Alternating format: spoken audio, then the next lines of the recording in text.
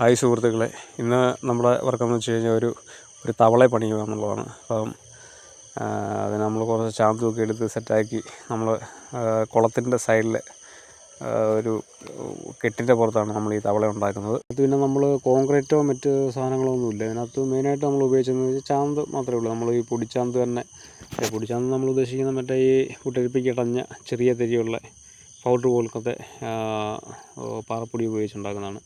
ഇപ്പോൾ സിമെൻറ്റും നമ്മൾ അടയും. സിമെൻറ്റൊക്കെ ഇരുന്ന് കട്ടിയായി പോവും, കട്ടിയൊക്കെ ആവുന്ന പോലെ ആവും സിമെൻറ്റൊക്കെ. അപ്പോൾ നമ്മളതും ഈ പുട്ടരിപ്പ് കൊണ്ട് ഇടഞ്ഞ് ആണ് സിമെൻറ്റും എടുക്കുന്നത്. ചിലപ്പോൾ നല്ല സിമെൻറ്റ് കിട്ടും, എന്നാലും നമ്മൾ വള്ളമൊക്കെ ഇന്നലെ പണി സെറ്റാക്കി വെച്ചിട്ടുണ്ട്. അപ്പോൾ വള്ളത്തിന് ഇനി ക്രോസ് പൊടികളൊക്കെ വരുമ്പം അടിപൊളിയാവും. അപ്പോൾ ഒരു ഹാഫ് വള്ളം അടിപൊളി പക്കയായിരിക്കും. ക്രോസ് നമ്മൾ കൊടുക്കണം, ക്രോസ് കൊടുത്താലേ അത് സെറ്റാകത്തുള്ളൂ. അപ്പോൾ ഇപ്പോൾ കാണുമ്പോൾ ഒരു ഷോ കാണത്തില്ല. അപ്പോൾ ക്രോസ് കൂടെ വന്ന് പെയിൻറ്റിങ് കൂടെ ഒക്കെ വരുമ്പോഴേ സെറ്റാവും. അപ്പം നമ്മൾ തവളയുടെ പരിപാടി ഇങ്ങനെ ചെയ്തുകൊണ്ടിരിക്കുക. അപ്പം സാർമാരൊക്കെ വന്ന് കാര്യം പറയുകയൊക്കെ ചെയ്തു. അപ്പം പണികളൊക്കെ പെട്ടെന്ന് നടക്കട്ടെ, ഉഷാറായിട്ട് നടക്കട്ടെ, പെട്ടെന്ന് നമുക്ക് ഉദ്ഘാടനമൊക്കെ ചെയ്യണം എന്നൊക്കെ പറഞ്ഞു. അപ്പം പണിയൊക്കെ നല്ല വൃത്തിയായിട്ട് ചെയ്യണം, അങ്ങനെ അതൊക്കെ സാർമാരൊക്കെ വന്ന് അഭിപ്രായങ്ങളൊക്കെ പറയുകയൊക്കെ ചെയ്തു. അപ്പോൾ അങ്ങനെ നമ്മൾ അതിൻ്റെ പണി ഇങ്ങനെ ചെയ്തു. അപ്പോൾ മൊബൈലിലൊരു ഫോട്ടോ എടുത്തിട്ട് ആ ഫോട്ടോ വെച്ചിട്ടാണ് നമ്മൾ ചെയ്യുന്നത്. അപ്പം ഇതിനകത്ത് കിട്ടിയത് ഏതോ ഒരു രാജ്യത്തെ തോളയാണ്. ഏതായാലും ഇപ്പോൾ എല്ലാം ഒരേപോലെയൊക്കെ തന്നെയുള്ള സാധനമില്ലേ, ചെറിയ ചെറിയ വ്യത്യാസങ്ങളൊക്കെ ഉള്ളൂ.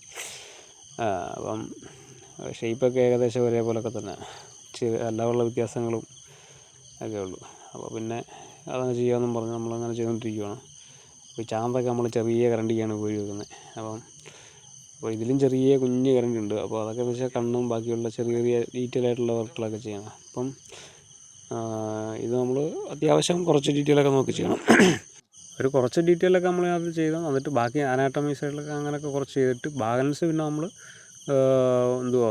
പെയിൻറ്റിങ്ങിനകത്താണ് ബാലൻസ് നമ്മൾ ചെയ്യുന്നത്. കാരണം ഒരു കാൽ ഭാഗം പെയിൻറ്റിങ്ങിനകത്ത് കൊണ്ടുവരും, ബാക്കി ഒരു മുക്കാൽ ഭാഗം നമ്മൾ നമ്മുടെ സിമെൻറ്റ് വർക്കിനകത്ത് കൊണ്ടുവരും. അങ്ങനെ നമ്മൾ വർക്ക് ചെയ്യുന്നത്.